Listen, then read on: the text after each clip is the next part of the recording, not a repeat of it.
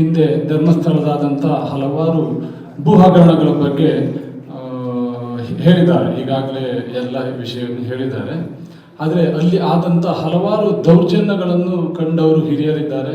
ಬಹುಶಃ ವಿಷ್ಣುಮೂರ್ತಿ ಭಟ್ರು ಮತ್ತು ತೋಳ್ಪಾಡಿಯವರಂಥವರೆಲ್ಲ ಆ ವಿರೋಧ ಮಾಡ್ತಾ ಬಂದವರು. ಆದರೆ ನಾ ಕಂಡ ಸತ್ಯ ಏನಂದರೆ, ಅಲ್ಲಿ ಆದಂಥ ದೌರ್ಜನ್ಯಗಳ ಬಗ್ಗೆ ಸ್ವತಃ ನಾನು ಹತ್ರ ಒಂದು 25 ದಿನ ಧರ್ಮಸ್ಥಳದಲ್ಲಿ ಕೆಲಸಗಾರನಾಗಿ ಹೋಗಿ ತಿಳ್ಕೊಂಡಿದ್ದೇನೆ. ಏನು ಮಾಡಿದ್ದಾರೆ, ಏನು ಮಾಡ್ತಿದ್ದಾರೆ ಅಂತ. ಕೆಲವೊಂದು ತಾಯಂದ್ರಿಗೆ ಹೆಣ್ಮಕ್ಳು ಇವತ್ತಿಲ್ಲ.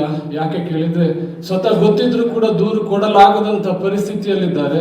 ನನಗೆ 2 ಹೆಣ್ಮಕ್ಳು, ಒಬ್ಬಳನ್ನು ಕಳ್ಕೊಂಡಿದ್ದೀನಿ, ಅವಳು ಅತ್ಯಾಚಾರ ಆಗಿ ಸತ್ತಿದೆ ಅಂತ ಗೊತ್ತಿದ್ರು ಕೂಡ ದನಿಗಳು ಕಂಪ್ಲೇಂಟ್ ಕೊಡಬಾರ್ದು, ಇನ್ನೊಂದು ಮಗಳಿದ್ದಾಳೆ ಅವಳನ್ನು ನೋಡ್ಕೊಳ್ಳೋ ಅಂತ ಹೇಳಿದ್ದನ್ನು ಕೂಡ ನಾವು ನೆನಪು ಮಾಡ್ಕೊಳ್ಬೇಕಾಗಿದೆ. ಯಾಕಂದರೆ ಅಷ್ಟೊಂದು ದೌರ್ಜನ್ಯಗಳು ಧರ್ಮಸ್ಥಳದಲ್ಲಿ ನಡೀತಾ ಇದೆ. ಈಗಾಗಲೇ ಹೇಳಿದ್ರು, ಪದ್ಮಲತಾ ಕೊಲೆ ಪ್ರಕರಣ ಯಾಕಾಯಿತು, ವೇದವಲ್ಲಿ ಪ್ರಕರಣ ಯಾಕಾಯಿತು ಅನ್ನೋದನ್ನು ಹೇಳಿದ್ದಾರೆ. ಆದರೆ ಈ 2 ಪ್ರಕರಣಗಳಲ್ಲಿ ಆರೋಪಿಯನ್ನು ಮಾಡಿದ್ದು, ಪದ್ಮಲತಾ ಪ್ರಕರಣದಲ್ಲಿ ಅವರ ತಂದೆಯನ್ನೇ ಆರೋಪಿ ಮಾಡ್ತಾರೆ, ದೇವಾನಂದ ಅವರನ್ನ. ವೇದವಲ್ಲಿ ಪ್ರಕರಣದಲ್ಲಿ ಅವಳ ಗಂಡನನ್ನೇ ಆರೋಪಿಯನ್ನು ಮಾಡ್ತಾರೆ. ನಾರಾಯಣ ಯಮುನ ಪ್ರಕರಣದಲ್ಲಿ ಕೂಡ ಯಾರು ಕಳ್ಳಕಾಕರನ್ನು ಆರೋಪಿ ಮಾಡ್ತಾರೆ. ಯಮುನಾ ಸೌಜನ್ಯ ಪ್ರಕರಣದಲ್ಲಿ ಅವರ ಸಂತೋಷವನ್ನು, ಅಮಾಯಕ ಸಂತೋಷವನ್ನು ಆರೋಪಿ ಮಾಡ್ತಾರೆ.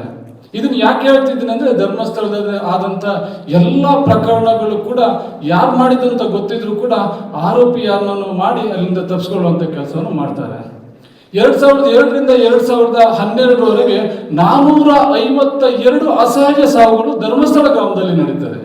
ಬಹುಶಃ ಇಡೀ ದೇಶದ ಯಾವ ರಾಜ್ಯದ ಯಾವ ಗ್ರಾಮದಲ್ಲಿ ಆಗದೇ ಇರುವಂಥ ಅಸಹಜ ಸಾವು ಪ್ರಕರಣಗಳು ಅಲ್ಲಿ ನಡೀತದೆ.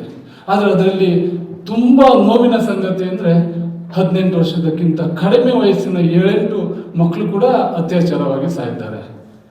25% ಹೆಣ್ಮಕ್ಳು ಸಾಯ್ತಾರೆ. ಕೇವಲ 20-25-30 ವರ್ಷದ ಆಸುಪಾಸಿನ ಹೆಣ್ಮಕ್ಳು ಸಾಯ್ತಾರೆ. ಅದು ಕೂಡ ಅವರ ವಸತಿಗಾರದಲ್ಲಿ ಸತ್ರು ಕೂಡ ಅದು ಪ್ರಕರಣ ಮುಕ್ತಾಯ ಆಗುವ ಹಂತದಲ್ಲಿ ಅಪರಿಚಿತ ವ್ಯಕ್ತಿ ಅನ್ನುವಂಥ ಒಂದು ಹಣೆ ಬರದ ಅಡಿಯಲ್ಲಿ ಆ ಪ್ರಕರಣವನ್ನು ಮುಚ್ಚಿ ಹಾಕ್ತಾ ಇದ್ದಾರೆ. ಇದು 1-2 ಅಲ್ಲ. ಧರ್ಮಸ್ಥಳ ಗ್ರಾಮ ಪಂಚಾಯತ್ ಒಂದ್ ಕಡೆ ಮಾಹಿತಿ ಹಕ್ಕಿನ ಆಧಾರದಲ್ಲಿ ನಾವು ಕೇಳಿದಾಗ, ಮಾಹಿತಿ ಹಕ್ಕಿನ ಅಡಿಯಲ್ಲಿ ಕೊಟ್ಟಂತ ಪ್ರಕರಣಗಳ ಸಂಖ್ಯೆ 289 ಪ್ರಕರಣಗಳನ್ನು ಕೊಡ್ತದೆ. 20 ವರ್ಷದಲ್ಲಿ 289 ಅಸಹಜ ಸಾವುಗಳ ಪ್ರಕರಣವನ್ನು ಯಾವುದೇ ದಾಖಲಾತಿ ಇಲ್ಲದೆ ಹೋಗಿದ್ದಾರೆ. ಆದರೆ ಅದಕ್ಕೆ 74 ಪ್ರಕರಣಗಳಿಗೆ ಇವತ್ತು ಕೂಡ ದಾಖಲಾತಿ ಇಲ್ಲ. ಇದನ್ನು ಕೇಳಿದ್ರೆ ಷಡ್ಯಂತ್ರ ಅಂತಾರೆ. ಧರ್ಮಸ್ಥಳ ಗ್ರಾಮ ಪಂಚಾಯತ್, ಧರ್ಮಸ್ಥಳ ಪೊಲೀಸ್ ಸ್ಟೇಷನ್ ಪ್ರಾರಂಭ ಆಗಿದ್ದು 2015 ಇಸ್ವಿಯಲ್ಲಿ. 2015ರಿಂದ 2025ರವರೆಗೆ ಮಾಹಿತಿ ಹಕ್ಕಿಯಲ್ಲಿ ತಗೊಂಡಾಗ ಅವ್ರು ಕೊಟ್ಟಂತ ಮಾಹಿತಿ ಎಷ್ಟು ಕೇಳಿದ್ರೆ 279 ಜನ ಅಸಹಜ ಸಾವಿನಲ್ಲಿ ಸಾಯ್ತಾರೆ. ಅಂದ್ರೆ ಟೋಟಲ್ ಅದರಲ್ಲಿ ಕೂಡ 69 ಜನ ಅಪರಿಚಿತ ವ್ಯಕ್ತಿಗಳಂತೆ. ನನ್ನ ಪ್ರಶ್ನೆ ಇಷ್ಟೇ ಬಂಧುಗಳೇ, ಹಾಗಾದ್ರೆ ಧರ್ಮಸ್ಥಳದಲ್ಲಿ ಬರುವವರಿಗೆ ಯಾರಿಗೂ ಕೂಡ ಅಡ್ರೆಸ್ಸೇ ಇರುವುದಿಲ್ವಾ? ನಿಮ್ಮ ವಸತಿ ಗೃಹದಲ್ಲಿ ಸತ್ರು ಕೂಡ ನಿಮ್ಮ ಹತ್ರ ಅಡ್ರೆಸ್ ಇಲ್ಲ ಅಂತ ಆ ಕೇಸುಗಳನ್ನು ಮುಚ್ಚಿ ಹಾಕ್ತಾ ಇದ್ದೀರಿ.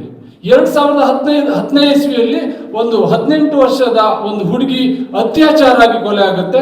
83/2010 ಪ್ರಕರಣ ಕೂಡ ದಾಖಲಾಗುತ್ತೆ. ಬೆಳಿಗ್ಗೆ ಪ್ರಕರಣ ದಾಖಲಾಗುತ್ತೆ, ಸಂಜೆ ಅಷ್ಟೊತ್ತಿಗೆ ಆ ಹೆಣವನ್ನು ಸುಟ್ಟು ಹಾಕಿಬಿಡ್ತಾರೆ, ಪ್ರಕರಣ ಮುಕ್ತಾಯ ಆಗುತ್ತೆ. ಇದನ್ನು ನಾವು ಇದೆಲ್ಲ ದಾಖಲಾತಿ ಇಟ್ಟು ಕೂಡ SIT ಅವರಿಗೆ ತನಿಖೆ ಕೊಟ್ಟರೆ ಇವತ್ತು ಕೂಡ ತನಿಖೆಯನ್ನು ಯಾವುದೇ ರೀತಿಯಲ್ಲಿ ತನಿಖೆ ಮಾಡ್ತಾ ಇಲ್ಲ. ಯಾಕಂದ್ರೆ ಸಾಧಾರಣ 20 ವರ್ಷದಲ್ಲಿ 1200ಕ್ಕೂ ಹೆಚ್ಚು ಅಸಹಜ ಸಾವುಗಳು ನಡೆದಿದೆ.